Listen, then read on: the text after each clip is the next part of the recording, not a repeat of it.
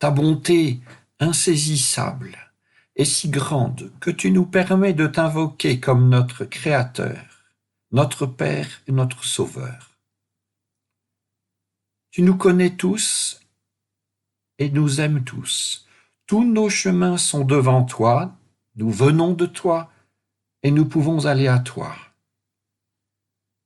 Nous déposons devant toi nos soucis et toi tu t'en préoccupes.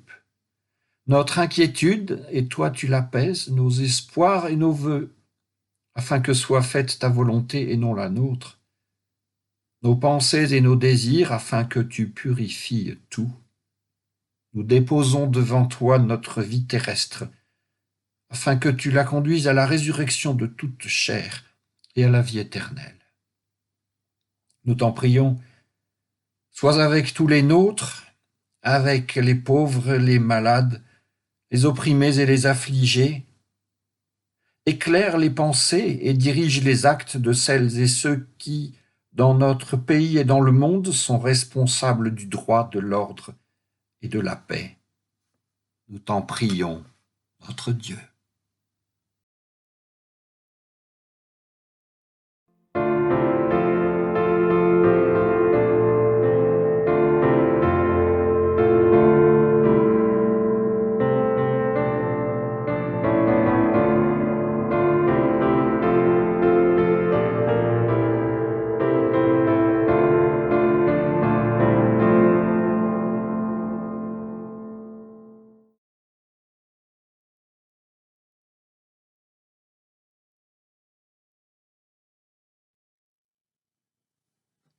Un lépreux s'approcha de lui,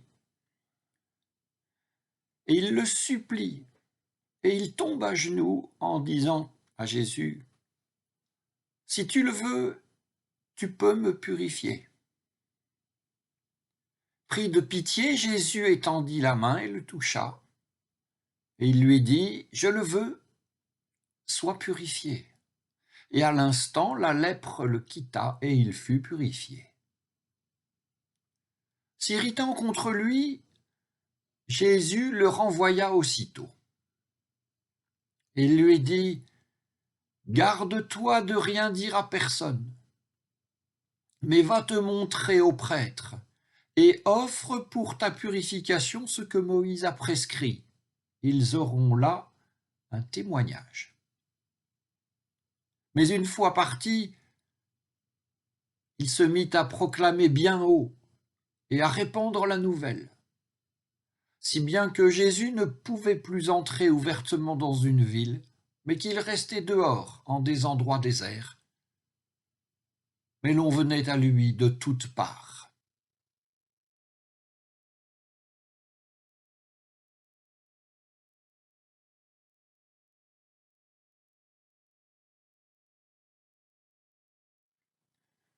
Dans l'Ancien Testament, s'agissant de lèpre, tous ceux d'entre nous qui ont été à l'école du dimanche se souviennent certainement de l'histoire de Naaman, un général araméen, homme à qui tout avait réussi, très reconnu dans son propre pays, aimé par son souverain, mais qui était lépreux.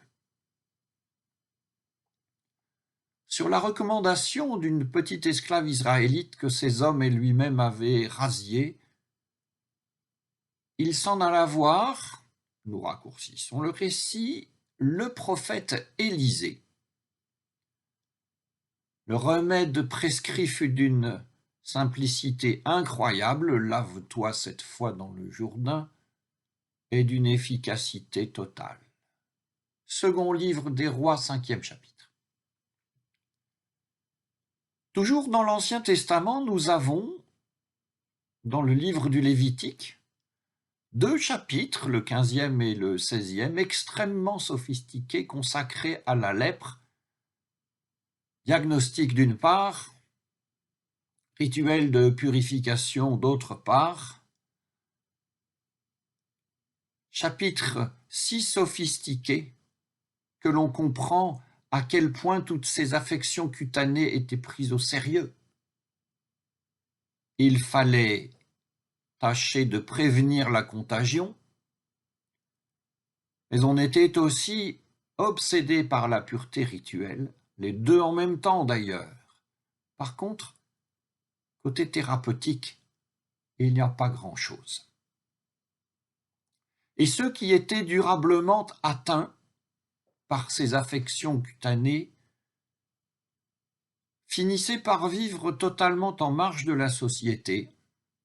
Alors nous pouvons imaginer que des âmes charitables déposaient ici ou là de la nourriture à leur intention.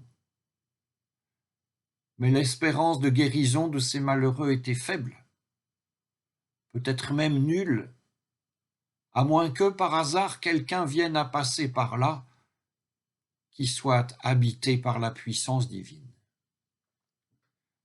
Et dans notre texte, Jésus passa par là. « Si tu le veux, tu peux me purifier, » dit le lépreux.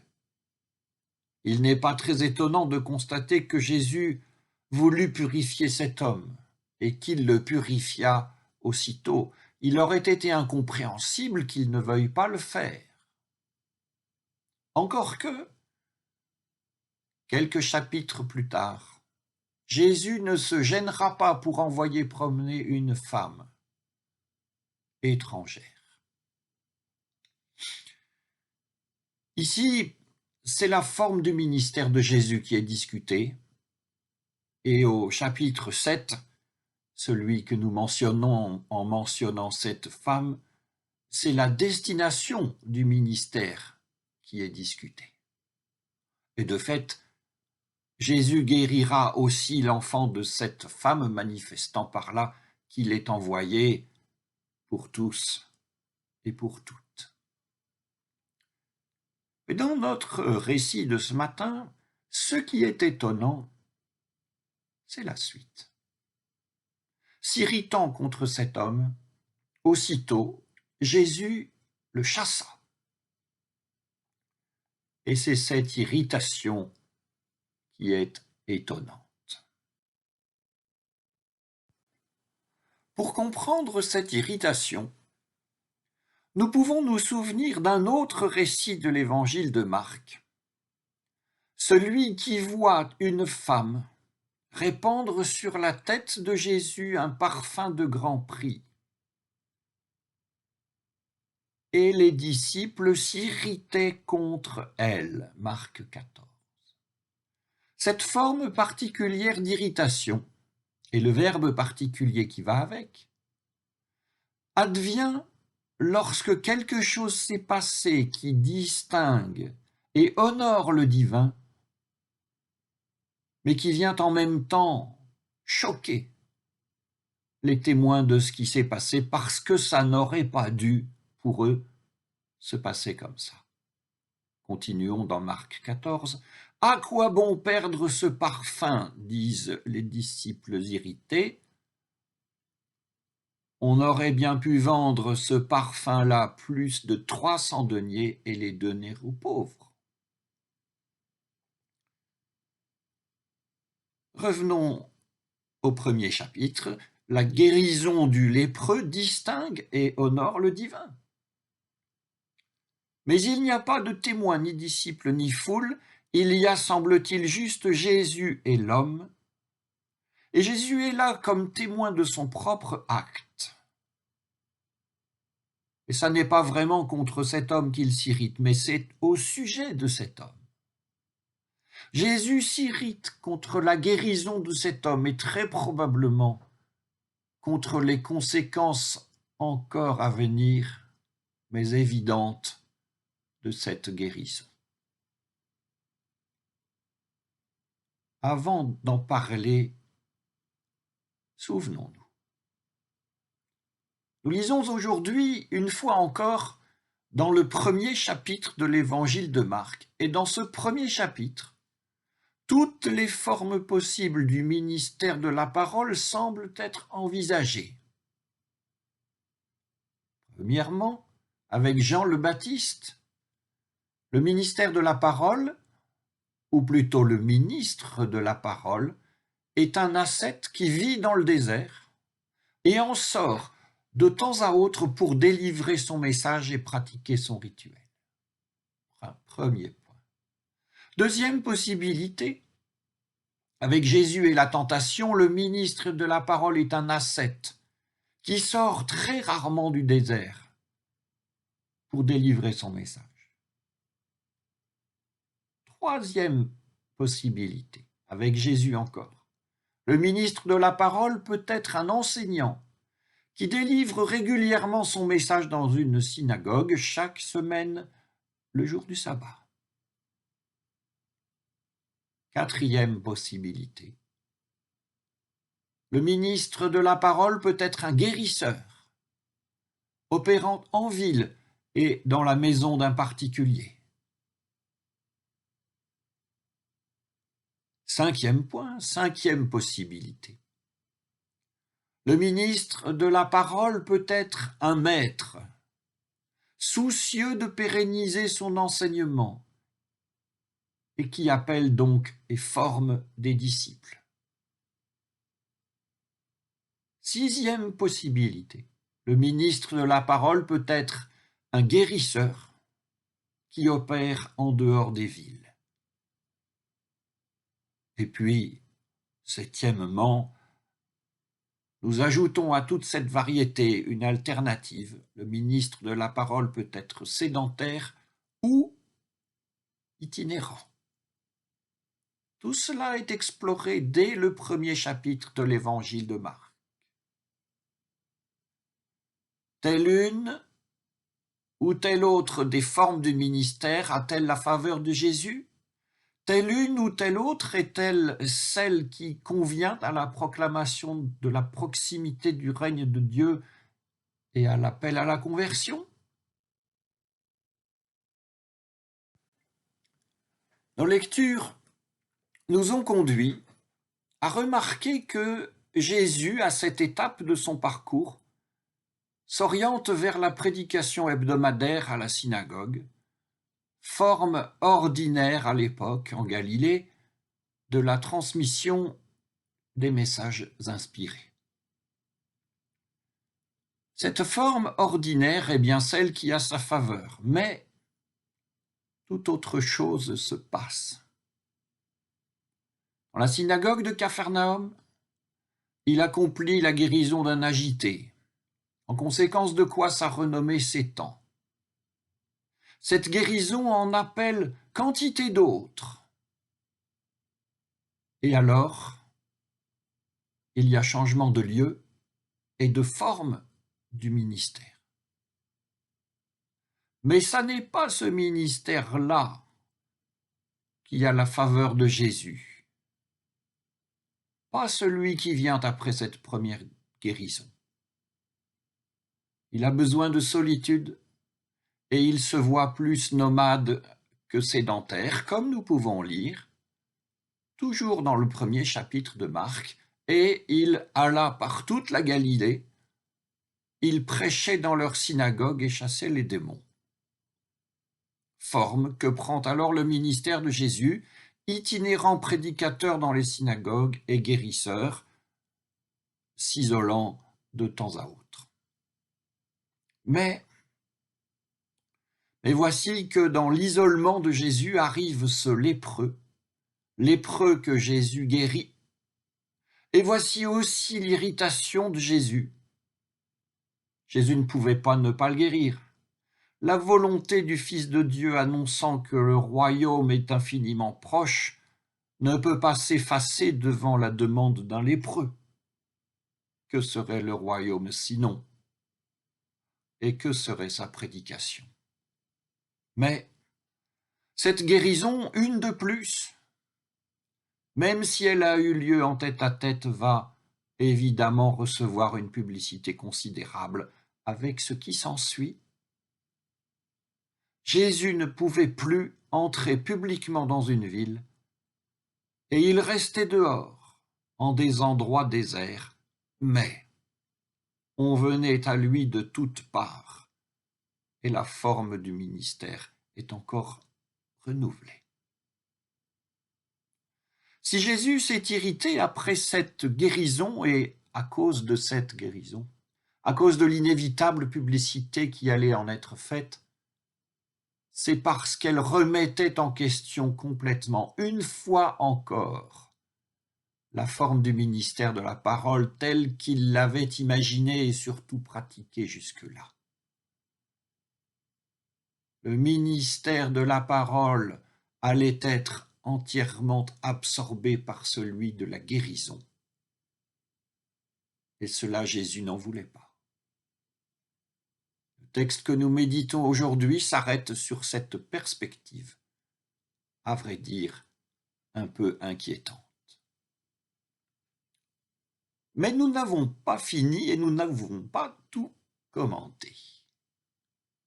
Jésus donna un ordre à l'homme qui avait été guéri, celui d'aller se montrer au prêtre, démarche réputée indispensable, mais que l'homme n'accomplit vraisemblablement pas. Cet homme désobéit à un ordre pourtant inscrit dans la loi. Qu'est-ce que c'est? Un ordre inscrit dans la loi et répété par la bouche de Jésus, et que l'homme n'accomplit pas. Sur cette désobéissance, nous vous proposons de mettre le nom de liberté. Et en reprenant alors les textes que nous avons lus depuis plusieurs semaines, tout le premier chapitre de l'évangile de Marc, et en reconsidérant une à une les ruptures qu'il apporte, nous pouvons reconnaître la liberté en train de se manifester. Et nous pouvons reconnaître l'Esprit de Dieu en le voyant agir. Là où est l'Esprit de Dieu, là est la liberté. C'est cette liberté que nous verrons dans les prochains chapitres de Marc se manifester. Pour nous, nous nous en restons là aujourd'hui. Puisse l'Esprit de Dieu souffler, l'Esprit de liberté. Amen.